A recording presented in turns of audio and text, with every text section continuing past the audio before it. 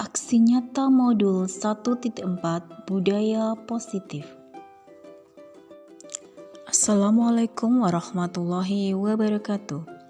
Saya Sri Rahayu dari SCN 3 Kejokidul akan menyampaikan diseminasi pemahaman dan penerapan budaya positif di SCN 3 Kejokidul.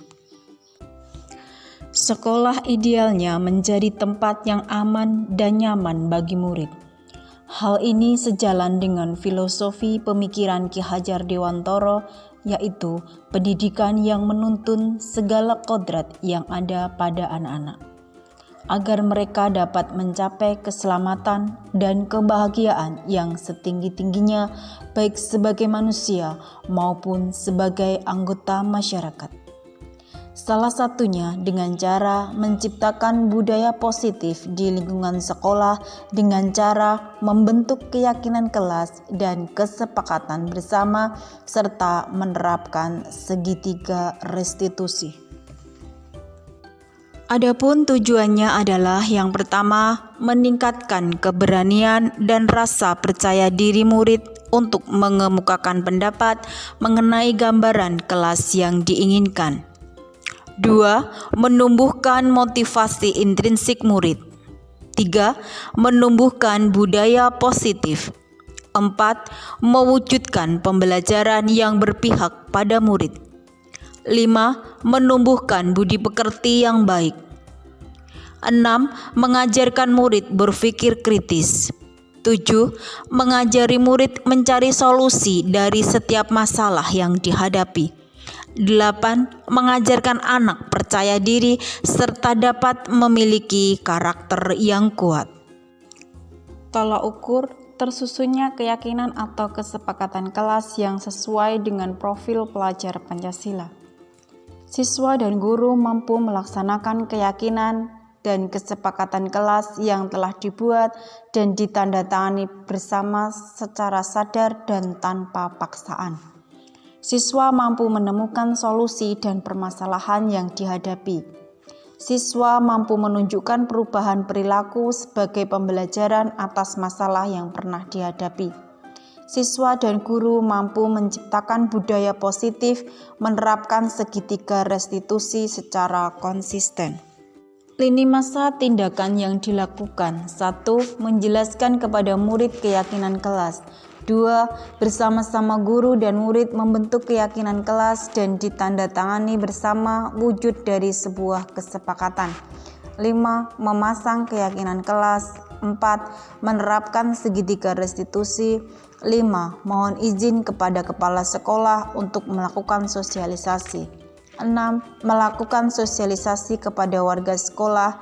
7. Menerapkan keyakinan kelas dan segitiga restitusi secara berkelanjutan dan konsisten. Dukungan yang dibutuhkan. 1. Kerjasama antara kepala sekolah, pendidik, dan tenaga kependidikan untuk dapat bersama-sama berupaya konsisten dalam menerapkan budaya positif. 2. Bekerja sama antara orang tua dan wali murid untuk dapat menerapkan budaya positif di lingkungan rumah. 3. Sarana dan prasarana untuk menumbuhkan budaya positif. Berikut merupakan kegiatan diseminasi, pemahaman, dan penerapan budaya positif yang saya lakukan. Assalamualaikum warahmatullahi wabarakatuh. Selamat pagi, salam sejahtera bagi kita semua. Salam, Om Swastiastu, Namo Buddhaya, salam kebajikan. Bapak Kepala Sekolah SD Negeri 3 Kejokidul, Bapak Bambang Bata SPD yang saya hormati, Bapak Ibu Guru beserta staf karyawan SD Negeri 3 Kejokidul yang saya hormati, serta Ibu Sri Rahayu sebagai calon guru penggerak angkatan 7 yang saya hormati pula. Saya di sini sebagai moderator ingin mengucapkan terima kasih kepada Bapak Ibu sekalian yang telah berkenan hadir dan memberikan kami kesempatan untuk menyampaikan diseminasi pemahaman dan penerapan budaya positif. Namun sebelum itu, agar acara pada hari ini berjalan dengan lancar, marilah kita awali dengan membaca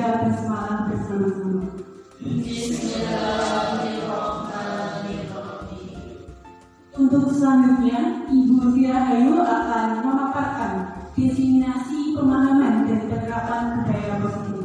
Kepada Ibu Tri Rahayu, waktu dan tempat dipersilakan. Terima kasih kepada Ibu Moderator. Assalamualaikum warahmatullahi wabarakatuh. Bapak Kepala Sekolah yang saya hormati, Bapak Ibu Guru beserta staf karyawan SDN 3 Kejepito yang saya hormati, izinkanlah saya Sri Rahayu, calon guru penggerak angkatan 7 dari SDN 3 Kejepito, menyampaikan diseminasi pemahaman dan pengalaman penerapan budaya positif.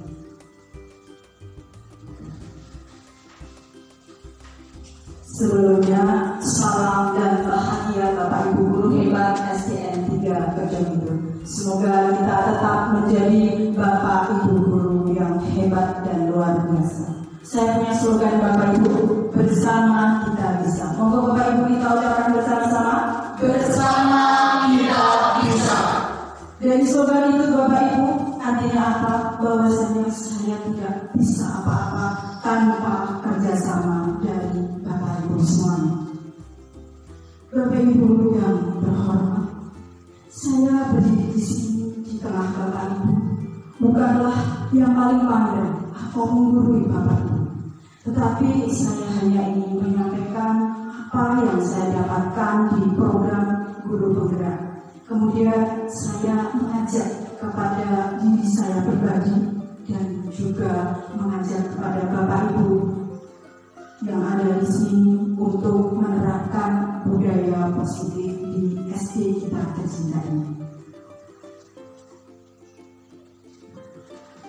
Bapak Ibu yang terhormat, sekolah itu idealnya menjadi tempat yang aman dan nyaman bagi murid. Hal itu sejalan dengan filosofi Ki Hajar Dewantara, yaitu apa Bapak Ibu? Bahwasanya pendidikan itu adalah menuntut segala kodrat yang ada pada anak-anak agar mereka itu mencapai kebahagiaan anak-anak yang setinggi-tingginya sebagai manusia maupun sebagai anggota masyarakat. Kemudian salah satunya dengan cara apa Bapak Ibu? Salah satunya dengan menerapkan budaya positif di sekolah.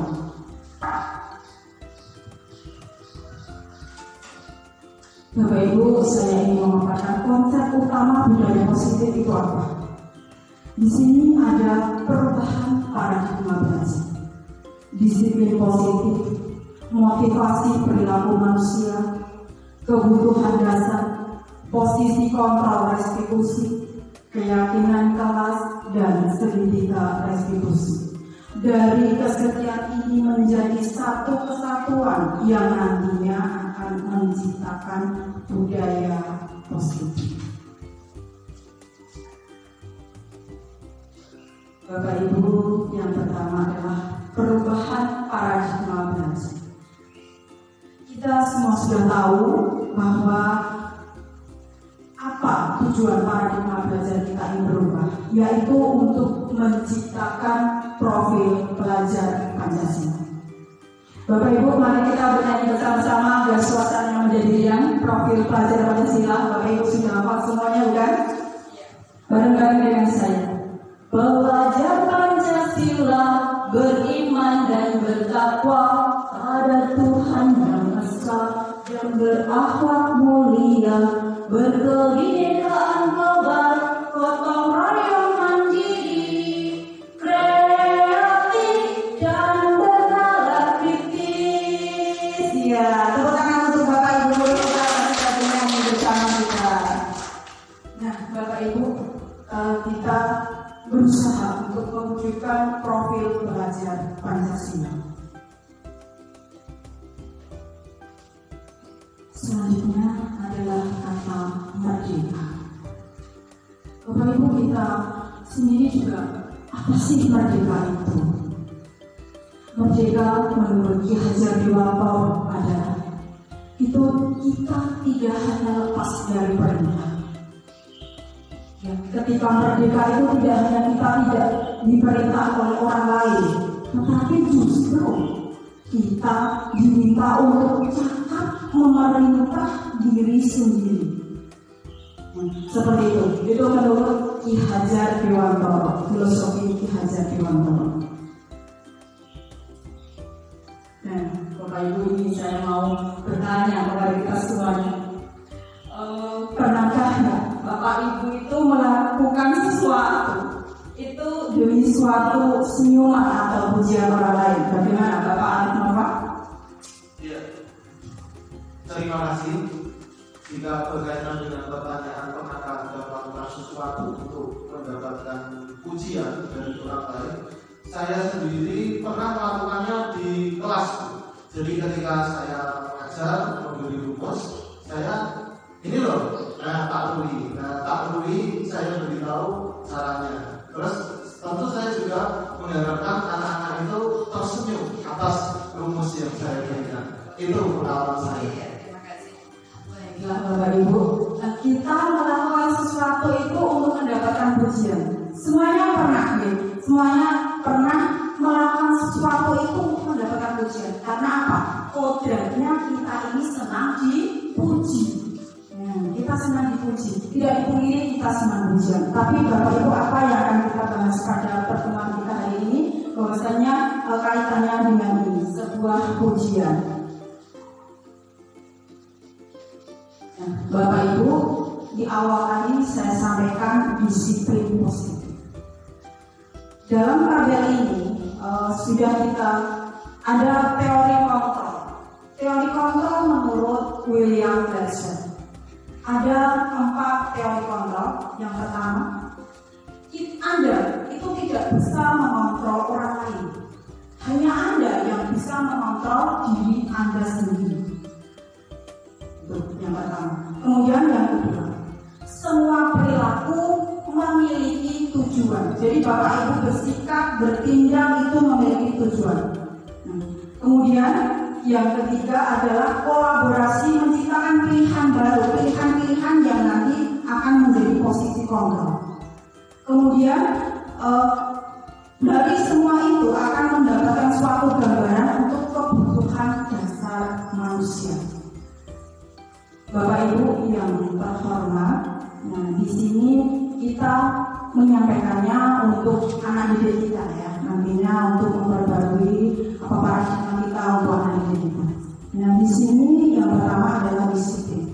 Makna disiplin adalah belajar kontrol diri dengan menggali potensi kita agar tercapai tujuan mulia, yaitu sesuatu yang menjadi seseorang yang kita inginkan berdasarkan nilai-nilai yang dihargai.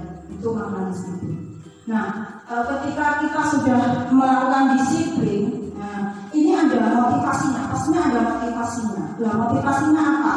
Nah, motivasinya itu ada 3. Yang pertama adalah ketika kita melakukan suatu tujuan, itu adalah motivasi. Motivasinya apa? Motivasinya itu yang pertama adalah untuk menghindari hukuman. Ketika anak melakukan sesuatu itu hanya tidak ingin dihukum, karena takut dihukum. Motivasinya supaya tidak dihukum aja. Kemudian yang kedua, untuk mendapatkan imbalan. Imbalan itu ya seperti senyuman, penghargaan, seperti itu. Kemudian yang ketiga, untuk menghargai diri sendiri. Nah, di sini Bapak Ibu yang poin ketiga ini, motivasi menghargai diri sendiri akan kita kupas tuntas pada pertemuan kita hari ini. Kemudian Bapak Ibu nanti kita akan berikan posisi kontrol. Nah, di sini ketika tadi menghindari hukuman, pastinya posisi kontrolnya adalah kita sebagai penghukum. Jadi kita berperan, guru itu sebagai penghukum. Ya, ketika kita berperan sebagai penghukum, secara otomatis anak-anak melakukan sesuatu itu supaya tidak dihukum, sehingga menghindari sebuah hukuman. Kemudian ketika kita posisi kontrol kita membuat anak merasa bersalah, misalnya anak itu merasa bersalah, itu Berarti apa? Ya sama, supaya tidak dihukum. Tetap melakukan suatu kegiatan kebaikan itu apa? Jangan sampai membuat anak merasa bersalah, karena dampaknya itu jangka panjang. Jangka panjang dalam artian nanti akan mempengaruhi psikis anak-anak. Jadi anak-anak menjadi tidak percaya diri ketika ditanamkan rasa bersalah. Kemudian ketika posisi kontrolnya itu sebagai teman atau sebagai pemantau, itu begini Bapak Ibu. Ketika sebagai teman itu berarti ada kata bestie. Seperti itu. Bestie dalam artian melakukan sesuatu itu hanya dengan bestinya. Jadi misalnya anak itu hanya nurut pada guru A, tetapi tidak nurut pada guru B karena merasa berbesti dengan guru A. Itu apa yang dikhawatirkan? Ketika nanti anak-anak dewasa itu melakukan sesuatu hanya untuk temannya. Jadi kalau bukan temannya tidak mau melakukan. Seperti itu. Mengapa kita ubah menjadi disiplin positif? Nah seperti itu. Kemudian kalau pemantau, di sini adalah posisi guru itu pengawas, pemantau, mengawasi. Ketika ada gurunya ya nurut. Tetapi ketika gurunya ada kegiatan lain atau mungkin ada apa yang meninggalkan anak didik tidak ada rasa tanggung jawab karena mereka melakukan hanya guru berposisi sebagai pemantau. Kemudian Bapak Ibu di sini ada manajer. Manajer di sini adalah bagaimana kita menstimulus peserta didik untuk mengetahui, untuk menyadari, untuk meyakini bahwasannya dia itu melakukan sesuatu karena termotivasi dari dalam dirinya. Sehingga kalau saya mengerjakan tugas walaupun tidak ada guru, saya berbuat baik walaupun tidak ada guru. Di situ adalah peran guru sebagai manajer. Nah, dari peran guru sebagai manajer itu pastinya nanti akan menerapkan segitiga restitusi. Bapak Ibu, dari segitiga restitusi itu apa nanti akan saya bahas di belakang. Kemudian untuk selanjutnya adalah segitiga restitusi ini juga mempengaruhi kebutuhan dasar manusia. Karena kebutuhan dasar manusia itu kodratnya ada 5, yaitu untuk bertahan hidup, untuk penguasaan, kasih sayang, dan rasa diterima, kesenangan, dan juga kebebasan. Itu adalah kebutuhan dasar manusia dan tidak dipungkiri itu juga kebutuhan dasar anak-anak didik kita.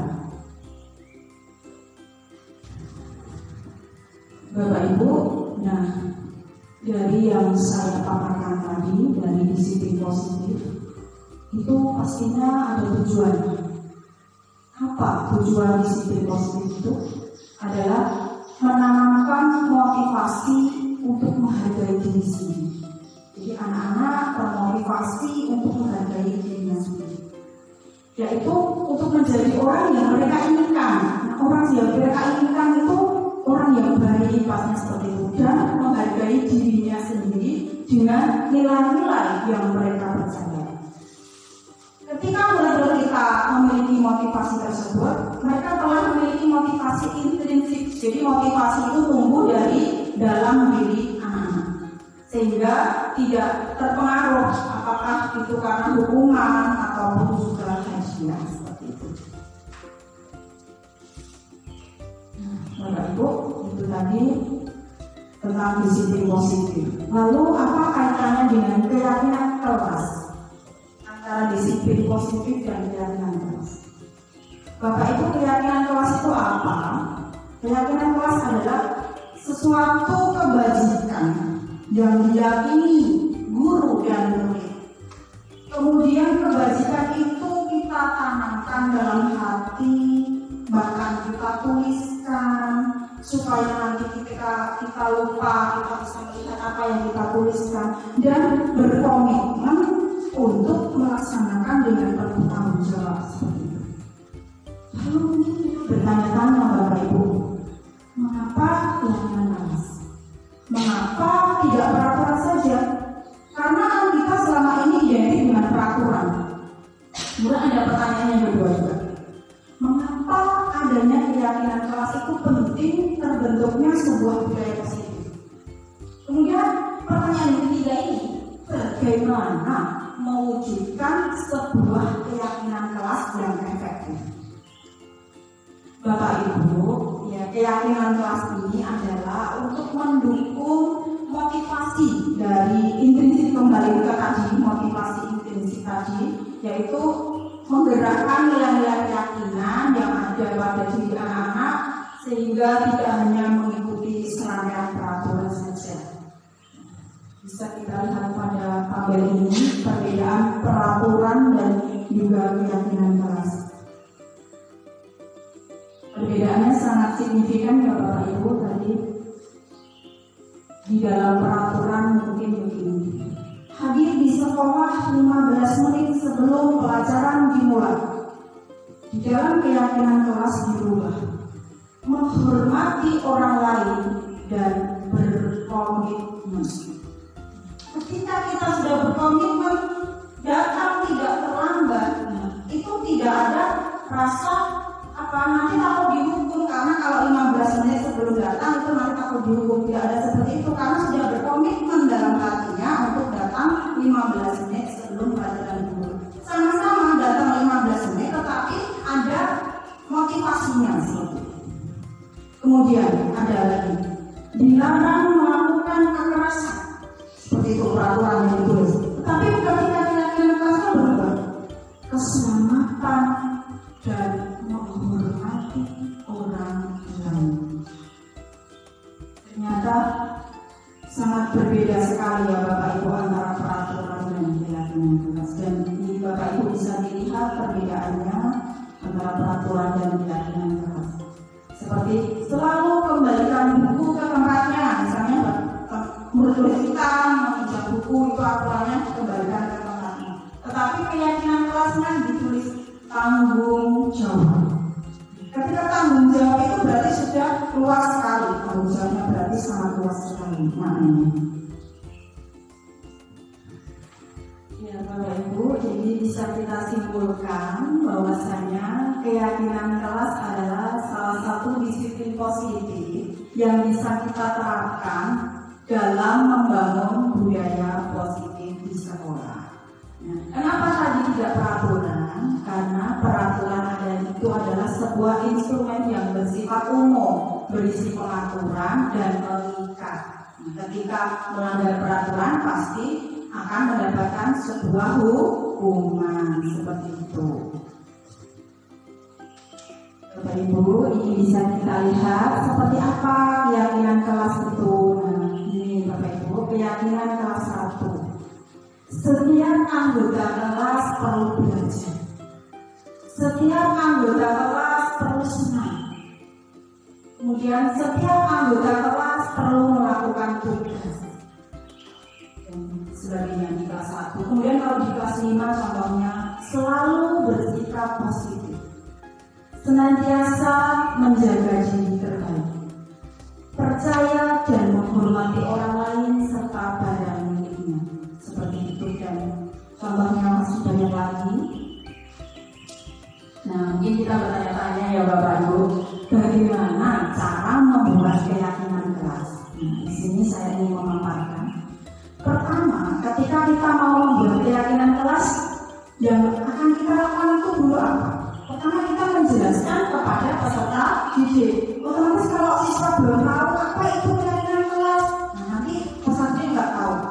Kemudian kita setelah menjelaskan, kita baru bersama-sama dengan anak didik kita membentuk keyakinan kelas. Setelah yakin dan itu bisa dilaksanakan dengan penuh tanggung jawab, jangan lupa ditandatangani. Mengapa harus ditandatangani? Karena wujud dari kesepakatan. Bapak Ibu dibiasakan tanda tangan itu sepakat. Nah seperti itu. Setelah sepakat ditandatangani, dipasang di ruangan itu yang bisa dibaca peserta didik setiap saat. Kemudian, lalu bagaimana ketika melanggar keyakinan kelas? Nah, bagaimana? Nanti kalau peraturan, ini ini jatuhnya ke hukuman. Tapi kalau keyakinan kelas menerapkan segitiga restitusi seperti itu. Nah, Bapak Ibu, ini dokumen saya ketika saya melakukan keyakinan kelas di kelas ini. Ya, pertama kali saya, nah seperti itu, berkomunikasi dengan peserta didik secara intens, ya, kedekatan dengan peserta didik itu sangat penting Bapak Ibu, karena kita harus dekat dengan anak ya, secara jiwa, ya, kita harus menjadi jiwa pendidik, itu harus dekat dengan anak-anak. Nah seperti ini ketika ditulis, anak-anak setelah menulis ditempelkan di, nah seperti ini pakai kertas seperti itu, bebas Bapak Ibu, ini bukan suatu patokan, ini hanya yang penting anak-anak bisa menuliskan kemudian menempel. Setelah dituliskan, ditempel, diyakini, baru ditanda tangan. Tanda tangan peserta didik ini penting. Nah, Bapak Ibu, saya memiliki sebuah video, ya, mungkin tadi foto tidak jelas, tapi video yang cara saya membuat keyakinan kelas yang saya terapkan. Baiklah, izinkan untuk memutarkan video ya Bapak Ibu. Ini kita akan membuat keyakinan kelas. Apakah kalian tahu apa keyakinan kelas itu? Ya. Oke, saya beri penjelasan. Keyakinan kelas adalah sesuatu yang kita sepakati bersama-sama. Kemudian kita laksanakan dengan penuh tanggung jawab sehingga menunjukkan budaya yang positif. Jadi anak-anak membuat sebuah kesepakatan, nanti saya bagi menjadi beberapa kelompok, kemudian dituliskan di atas kertas ini, kemudian ditempelkan, kemudian menjadi sebuah kesepakatan sehingga kita bisa laksanakan dengan penuh tanggung jawab. Apakah kalian bisa menuliskan di kertas ini? Bisa. Oke, baiklah, saya bagi dulu ya.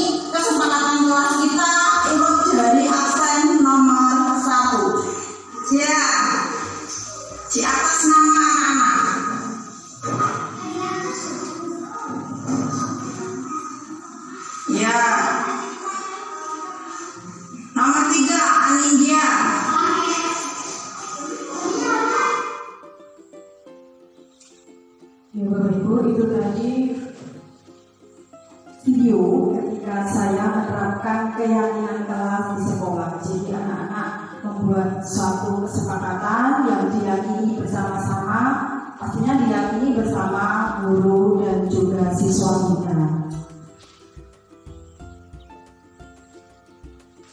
Nah, Bapak Ibu, apa yang kita harapkan dari keyakinan kelas tadi, yaitu dengan membuat sebuah keyakinan kelas merupakan nilai-nilai kebajikan yang tumbuh dari pribadi anak-anak. Diharapkan peserta didik kita dapat memiliki budaya yang positif, melakukan kebaikan bukan menghindari hukuman atau ini penghargaan yang saya sampaikan di awal tadi, sehingga meyakininya dari hati dan melakukan kebajikan tanpa ada unsur paksaan. Itu harapan dari keyakinan kelas.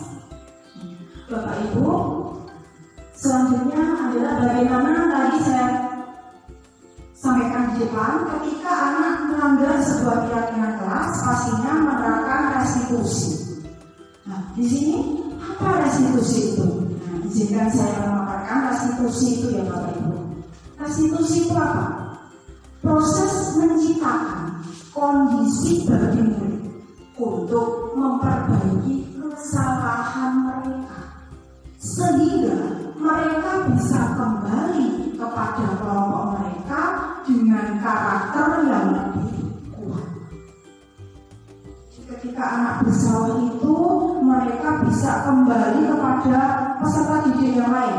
Karena kalau anak bersalah itu nanti efeknya kan banyak sekali. Ada yang ketika bersalah dihukum itu malah tambah agresif, jadi minder dan sebagainya. Nah, di sini penerapan segitiga restitusi ini adalah supaya anak-anak dapat kembali kepada karakternya dan bisa menjadi lebih kuat dalam artinya tidak mengulangi kesalahannya itu lagi, karena sudah mengetahui apa yang dilakukan itu adalah salah, seperti itu. Kemudian restitusi itu juga merupakan proses kolaboratif yang mengajarkan murid untuk mencari solusi untuk masalah mereka. Jadi ketika mereka punya masalah, jadi masalah itu tidak hanya orang besar ya Bapak Ibu, peserta didik kita juga punya masalah pastinya ya, karena itu kodratnya semua manusia itu punya masalah. Nah, mereka itu dididik dari kecil bisa mencari solusi dari masalah itu. Jadi ketika dewasa nanti, ketika ada masalah apapun, peserta didik dapat mencari solusinya sampai nanti tua juga seperti itu. Jadi ada masalah sedikit tidak bayar utang, ada masalah sedikit bisa menyelesaikan. Nah, seperti itu harapannya. Kemudian mereka ini membantu murid tentang orang seperti apa yang mereka ingin tuju. Ya, murid itu punya gambaran apa yang akan murid inginkan dalam kehidupan murid nantinya. Itu sudah tertanam dalam hatinya. Kemudian bagaimana mereka memperlakukan orang lain. Ternyata sangat penting sekali segitiga restitusi itu. Bagaimana memperlakukan orang lain itu sudah dididik sejak kecil. Kalau sejak kecil sudah memperlakukan orang lain dengan baik, nanti kalau dewasa itu pasti juga akan memperlakukan orang lain dengan baik, tanpa ada paksaan, tanpa ada ingin dipuji atau ingin apa, itu memperlakukan orang lain dengan baik. Karena mereka sudah terbiasa sejak kecil memperlakukan orang lain dengan baik, seperti itu. Ciri-ciri restitusinya itu apa?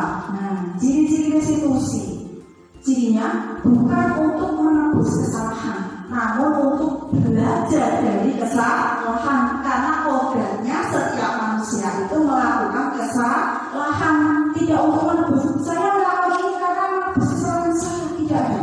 Tapi belajar dari kesalahan itu supaya tidak diulangi lagi, seperti itu harapannya. Kemudian memperbaiki hubungan.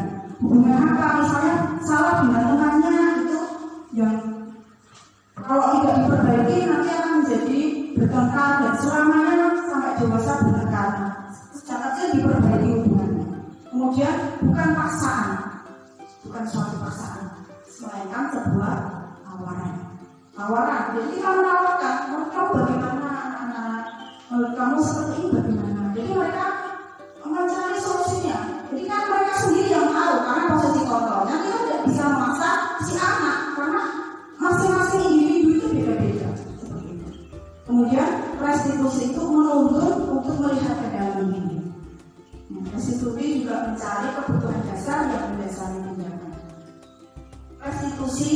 juga cara yang paling baik. Maksudnya ini cara yang paling baik karena ini sudah diteliti ya Bapak Ibu, sudah diterapkan, ternyata ini kemudian kita diseminasikan di sini. Nah, kemudian mengembalikan murid berbuat salah pada kelompoknya. Di situ Bapak Ibu, ketika murid bersalah itu kadang dibully, ya di situ. Nah, makanya kita berusaha mengembalikan siswa kita ketika bersalah bisa kembali ke temannya tanpa ada bully, seperti itu. Nah, Bapak Ibu, di sini ada perbedaan hukuman dan konsekuensi. Hukuman itu apa tadi? Karena peraturan. Nah, anak membenci kedisiplinan itu efeknya kan benci sekali dengan disiplin kalau diterapkan hukuman itu. Kemudian pastinya apa? Mereka akan merasa bersalah, merasa tidak dihargai, seperti itu. Kemudian kalau konsekuensi di sini adalah ketika kita melakukan suatu kesalahan, kita harus menebus konsekuensinya ini. Saya terlambat, konsekuensinya ini. Misalnya itu sudah konsekuensi. Jadi anak-anak hanya melakukan suatu tindakan berdasarkan konsekuensi. Anak menghargai, ya pastinya bagus ya Bapak Ibu, dengan konsekuensi itu akan menghargai disiplin. Tapi ada yang lebih baik lagi dari sebuah konsekuensi. Seperti ada hukuman, konsekuensi, dan restitusi. Sebuah hukuman itu pasti akan menyakiti. Tetapi konsekuensi itu sesuatu yang harus terjadi. Saya harus menanggung karena ini konsekuensi saya. Seperti itu. Kemudian tetapi kalau restitusi ini adalah merupakan sebuah pilihan. Bagaimana Bapak Ibu ini kok pilihan? Anak-anak dituntun untuk memilih apa yang terbaik bagi mereka. Seperti itu. Jadi biasakan untuk mencari pilihan dalam hidupnya, karena mereka berhak memilih, kontrolnya pada diri anak sendiri. Kemudian kalau dalam hukuman itu adalah sistem tidak akan berjalan bila murid tidak takut. Nah, kalau nggak takut dihukum ya akan seenaknya sendiri. Tapi kalau konsekuensi ini masih membutuhkan tadi monitoring, jadi guru sebagai pemantau. Tetapi kalau restitusi itu murid belajar bertanggung jawab untuk perilakunya. Nah, sekali lagi ini dalam jangka panjang. Harapannya adalah pendidikan itu di pendidikan SD ini nanti harapannya akan dibawa kepada anak-anak di masa tua nanti bisa bertanggung jawab atas perilakunya, seperti itu. Bapak Ibu, tadi tujuan dan manfaat restitusi sebenarnya sudah saya gambarkan di awal, yaitu saya ulangi lagi, restitusi adalah membantu murid menjadi lebih baik, memiliki tujuan, disiplin positif, memuliakan dirinya setelah berbuat salah. Penekanannya bukanlah pada perilaku, tetapi untuk menyenangkan orang lain atau menghindari ketidaknyamanan, tetapi tujuannya adalah menjadi orang yang menghargai nilai-nilai kebajikan yang mereka percaya. Bapak Ibu, dalam menerapkan segitiga restitusi, posisi guru adalah sebagai manajer. Posisi kontrol guru tadi ada 5. Yang pertama sebagai penghukum, yang kedua pembuat rasa bersalah, yang ketiga sebagai teman, yang keempat sebagai pemantau, dan kelima tadi sebagai manajer. Nah, ketika kita menerapkan segitiga restitusi adalah posisi kita sebagai manajer. Kalau mungkin kita bertanya, manajer itu apa? Manajer adalah posisi di mana guru itu berbuat sesuatu bersama dengan murid. Mempersilahkan murid mempertanggungjawabkan perilakunya, mendukung murid agar dapat menemukan solusi atas permasalahannya sendiri. Ini bukan sesuatu yang mudah ya, untuk mencari solusi itu kadang anak nggak tahu, ya kadang anak harus didikte bagaimana mencari solusi, tapi kita pasti bisa Bapak Ibu, kita pasti bisa. Seorang manajer itu telah memiliki keterampilan. Seorang manajer kita, guru, manajer itu pastinya sudah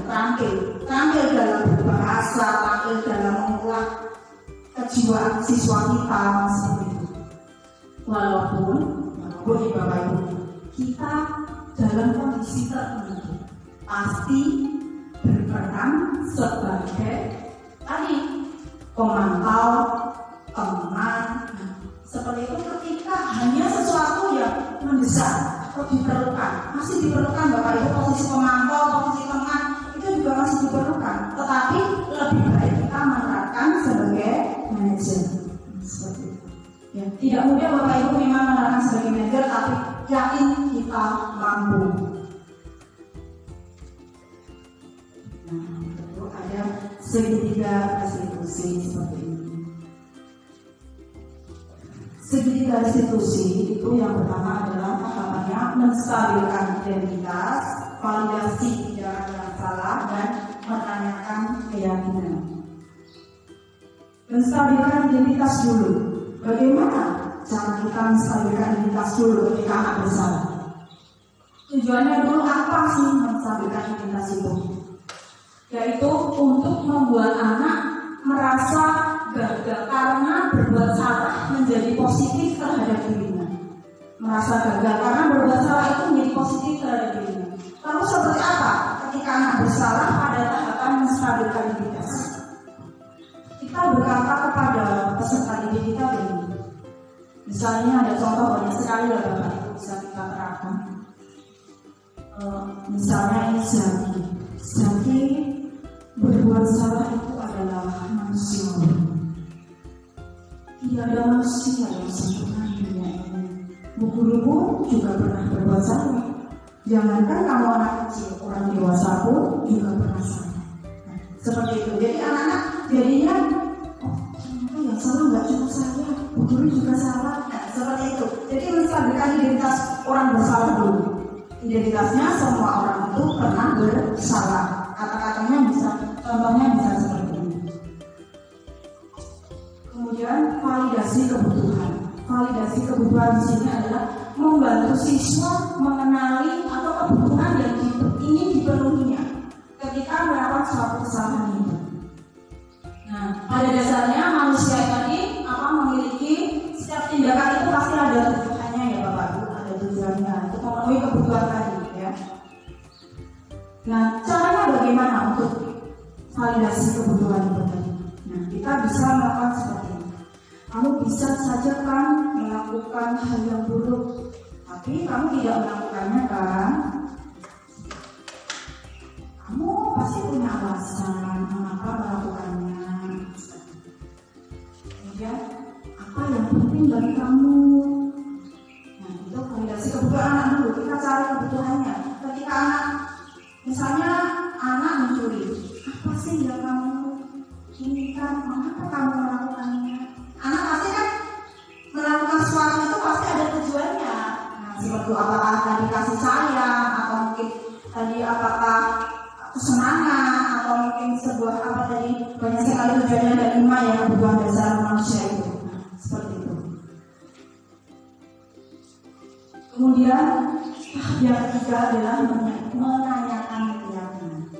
Di sini diharapkan anak melihat kesalahannya dihubungkan dengan norma sosial dan nilai-nilai yang mendasari manusia berinteraksi dengan orang. Nah, pada tahap menanyakan keyakinan ini, apa yang kita lakukan Bapak Ibu? Yang pertama adalah begini, apa nilai yang kita percaya di kelas atau di sekolah kita? Kita tarik lagi ke keyakinan kelas yang kita buat tadi. Maka kita tanya begini, apa nilai yang sudah kita percayai di kelas kita? Nah, berarti anak-anak diminta untuk melihat keyakinan kelas yang sudah dibuat tadi bersama-sama. Nah, ketika anak sudah bersetuju, iya, saya melakukan suatu kesalahan. Anak tanya dulu, oh iya saya sudah meyakini, tapi kok saya melanggar? Nah, seperti itu. Kemudian ada pertanyaan lagi, apa yang kamu rasakan ketika kau melakukan itu?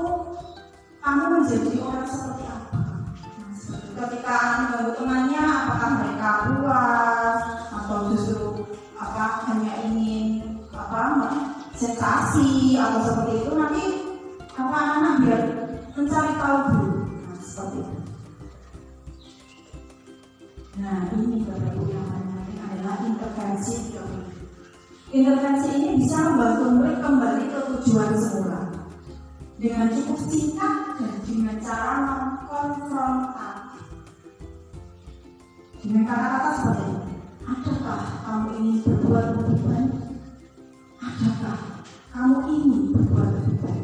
Berarti ada nggak jiwa ini berbuat lebih baik? Kita telusuri jiwanya dulu.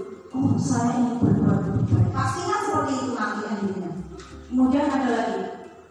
Apakah saat ini kamu sedang menjadi orang yang kamu inginkan? Ketika melakukan suatu kesalahan ditanya, apakah saat ini hal yang kamu inginkan itu seperti ini? Mau nggak hidupku? Kita dalam 30 detik itu anak-anak, saya tidak ingin seperti ini, saya ingin bersama teman-teman, saya tidak ingin melakukan suatu kesalahan. Nah, tapi anak-anak diminta untuk intervensi. Apakah wajar membuat kesalahan? Bisakah kita memperbaikinya? Seperti itu. Dan banyak sekali ya Bapak Ibu, ini contohnya bisa kita pelajari bersama-sama. Ya Bapak Ibu, ini adalah contoh penerapan segitiga restitusi ketika siswa saya menyontek saat ulangan ya. Izinkan saya memutarkan videonya.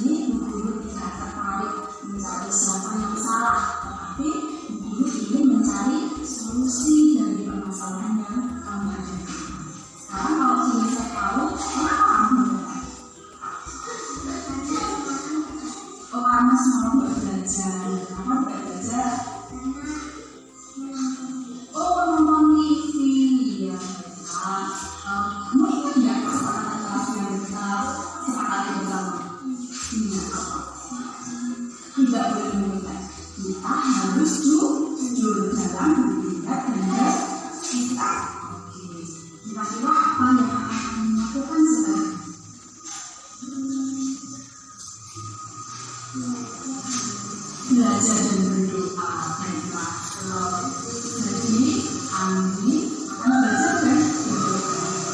Mulai kapan?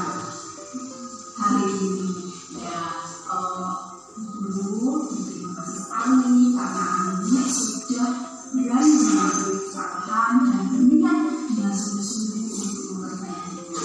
Dan guru terus berdoa semoga Andi nanti dapat menambahkan perjuangan. Oke, terima kasih. Selamat untuk belajar semangat.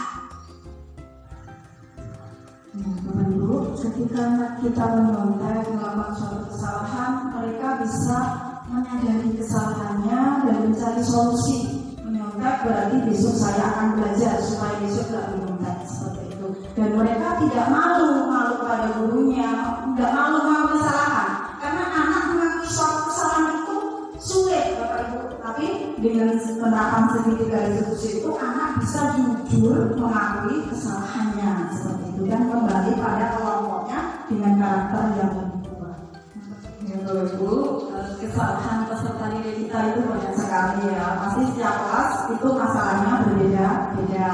Untuk kesalahan di kelas saya yang peserta didik kita lakukan, yang paling umum adalah tidak mengerjakan PR. Itu pasti dari dulu anak-anak itu paling malas tidak mengerjakan PR. Nah, saya punya videonya ketika peserta didik kita tidak mengerjakan PR.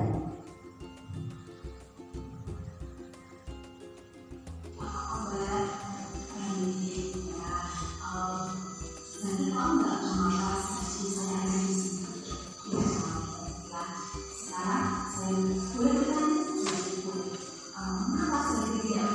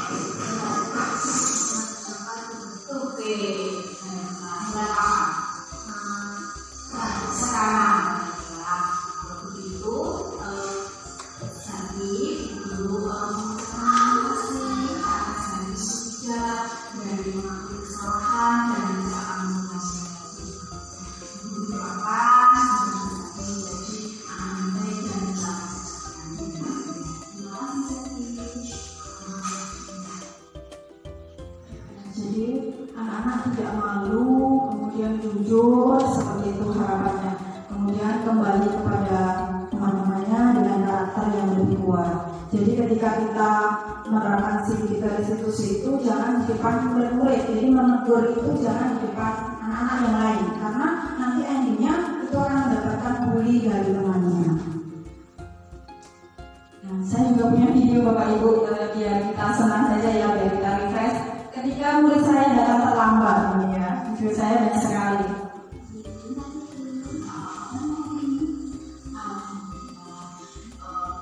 Tahu nggak kenapa Putri bisa Oh tidak tahu. Baiklah. Putri tadi datangnya jam berapa ya? Oh jam 12.30. Artinya berarti Putri oh tidak. Mohon maaf ya. Kalau boleh saya tahu mengapa Putri terlambat? Oke, baiklah Putri. Semua orang itu pernah terlambat, termasuk guru juga pernah datang terlambat pada saat menghadiri suatu acara. Tetapi di sini guru tidak ingin mencari siapa yang salah, tetapi guru ingin memberikan solusi dari masalah yang terjadi. Ya, kalau boleh tahu, Putri datang terlambat karena melihat TV ya terlalu malam ya, sehingga lupa bangun. Nah, kalau boleh saya tahu, Putri masih ingat nggak kesepakatan kelas yang kita lakukan bersama-sama? Masih apa? Apa? Harus disiplin. Ya. Salah satunya datang tepat waktu dan tidak terlambat. Kalau begitu, kira-kira apa yang harus Putri lakukan? Pakai alarm supaya supaya pagi. Mulai apa misalnya? Hari ini, terima kasih. Baiklah, saya akan terima kasih kepada Putri karena Putri sudah mau melakukannya dan tidak akan mengulangi. Doakan semoga Putri menjadi anak yang soleha dan nantinya akan membanggakan orang tua, gitu ya. Mas dulu. Ya Bapak Ibu, dari ketiga penerapan segitiga restitusi di kelas saya itu dapat kita simpulkan bahwasanya peserta didik diminta untuk mencari kesalahannya. Misal jam berapa ini? Tadi datanya jam berapa? Jam 7.30. Artinya anak-anak sudah tahu sendiri, saya terlambat Bu. Jadi anak-anak sudah tahu kesalahannya tanpa ditunjukkan oleh gurunya. Beda dengan kata-kata Putri kamu terlambat. Beda dengan kata-kata itu. Kata itu saja mempengaruhi kejiwaan peserta didik Bapak Ibu. Jadi itu menstimulus dan artinya kan begitu. Anak sudah menemukan sendiri, saya terlambat Bu. Seperti itu. Kemudian kita juga menuntut mencari solusi. Solusinya apa? Misalnya supaya tidak datang terlambat, supaya bangun pagi bagaimana ya? Kita menanyakan, bukan kita mendikte, menanyakan. Kemudian si Putri tadi dengan memasang alarm Bu. Nah, jadi dia tahu kalau pasang alarm nanti tidak terlambat. Seperti itu. Jadi sama seperti tadi. Jadi tidak mengerjakan PR, dia punya solusi. Pulang sekolah langsung mengerjakan PR-nya. Nah, seperti itu. Jadi dengan segitiga restitusi ini diharapkan anak-anak dapat tahu kesalahannya sendiri, kita menemukan solusinya dan kembali kepada temannya, kepada anggota masyarakat dengan karakter yang lebih kuat. Seperti itu Bapak Ibu. Nah, saya juga testimoni Bapak Ibu. Jadi setelah kita melakukan segitiga restitusi itu, kita juga harus punya data faktanya. Tidak hanya sekedar saya melakukan segitiga restitusi, tapi faktanya apa? Apakah anak didik kita itu senang atau tidak? Kita tanya dulu kepada anak didik kita. Nah, saya juga punya testimoni Bapak Ibu. Saya tanya, jadi sebelum saya ini seminarnya juga saya menanyakan kepada peserta didik kita apa yang dirasakan setelah saya menerapkan segitiga restitusi.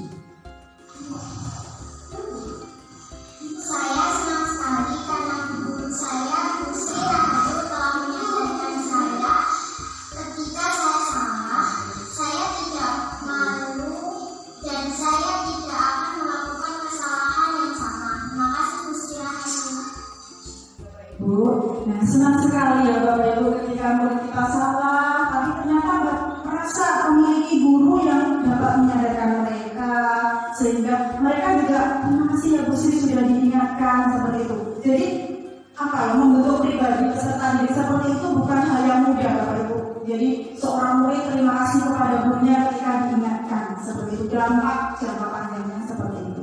Nah itu tadi dari satu siswa. Jadi tidak hanya satu siswa ya Bapak Ibu, saya memiliki 3 siswa yang saya testimoni.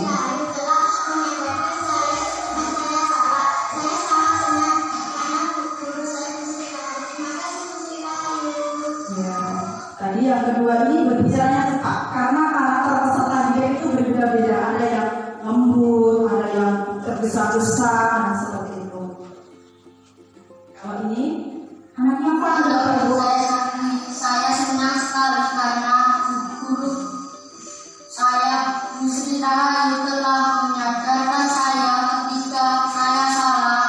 Saya tidak malu dan saya tidak akan melakukan kesalahan yang sama. Terima kasih Bu Sri Rahayu. Seperti itu Bu Sri, saya juga melakukan testimoni kepada peserta didik saya. Bapak Ibu yang terhormat, bahwasanya serangkaian yang saya sampaikan tadi tentang budaya disiplin positif itu tentang pemahaman saya dan juga penerapan yang sudah saya lakukan. Saya mengajak kepada diri saya supaya saya konsisten melakukan dan juga kepada Bapak Ibu yang ada di sini untuk terinspirasi melakukan sebuah budaya positif.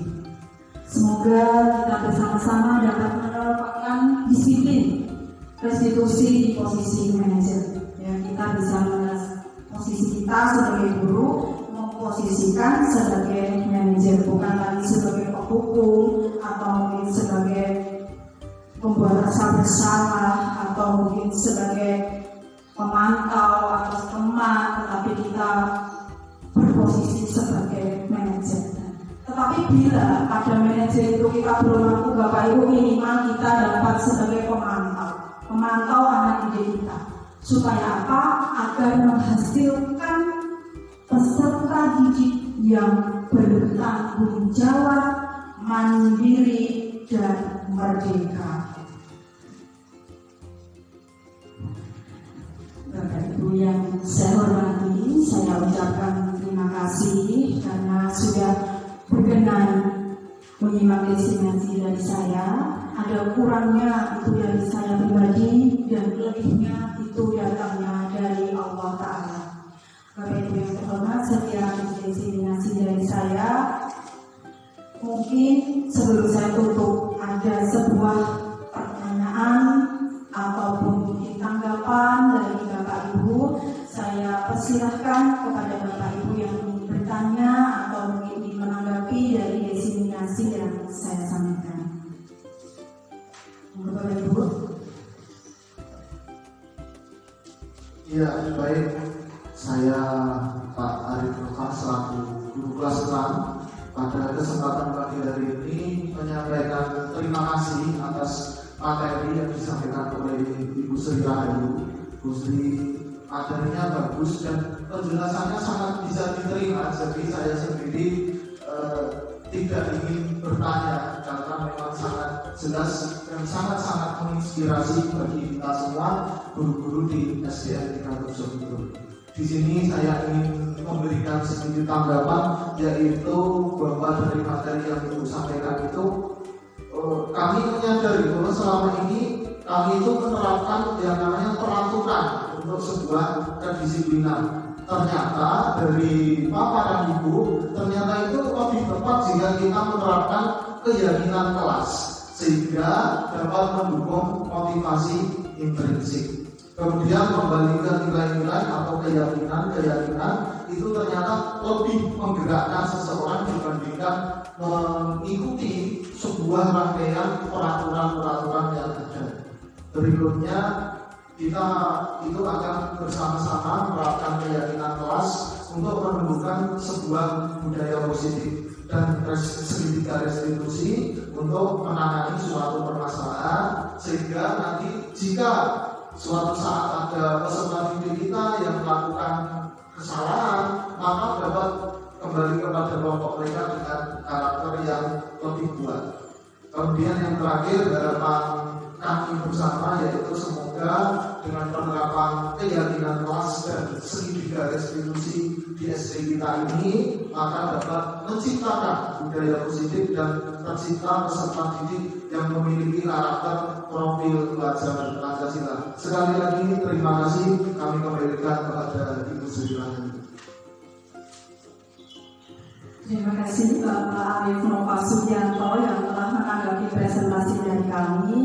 Semoga harapan kita ya Bapak Ibu, SDN 3 Kerjokito ini dapat menciptakan budaya positif. Mungkin ada pertanyaan lagi dari Bapak Ibu yang lain? Cukup. Baiklah Bapak Ibu yang terhormat, terima kasih telah menyimak diseminasi dari saya. Saya memotivasi kepada diri saya pribadi untuk bersama-sama, seperti slogan kita di awal tadi, bersama kita bisa. Insya Allah kita bisa mewujudkan budaya positif di SDN dan Kerjokito. Sekian, wassalamualaikum warahmatullahi wabarakatuh. Waktu saya kembalikan kepada moderator. Baik, alhamdulillah kita sudah berada di penghujung acara pada hari ini. Terima kasih saya ucapkan kepada Ibu Rahayu yang telah menyampaikan diseminasi pemahaman dan penerapan budaya positif secara lengkap dan jelas. Terima kasih juga saya ucapkan kepada Bapak Ibu sekalian yang telah berpartisipasi aktif selama dari awal hingga akhir acara pada hari ini. Saya selaku moderator memohon maaf apabila terdapat kesalahan selama saya memoderatori berjalannya acara pada hari ini. Seperti bunyi peribahasa, tak ada gading yang tak retak, begitupun juga tidak ada manusia tanpa kekurangan. Semoga apa yang kita peroleh pada kesempatan kali ini dapat memotivasi kita semua. Sekian, wassalamualaikum warahmatullahi wabarakatuh.